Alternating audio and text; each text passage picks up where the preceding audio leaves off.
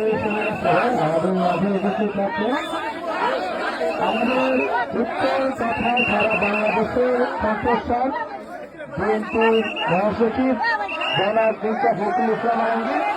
আমরা আমাদের রংপুর বিভাগ বৈষম্য আন্দোলনের পক্ষ থেকে তাকে সাদর আমন্ত্রণ এবং অভিবাদন জানিয়ে করতালির মাধ্যমে তাকে বরণ করে নেব।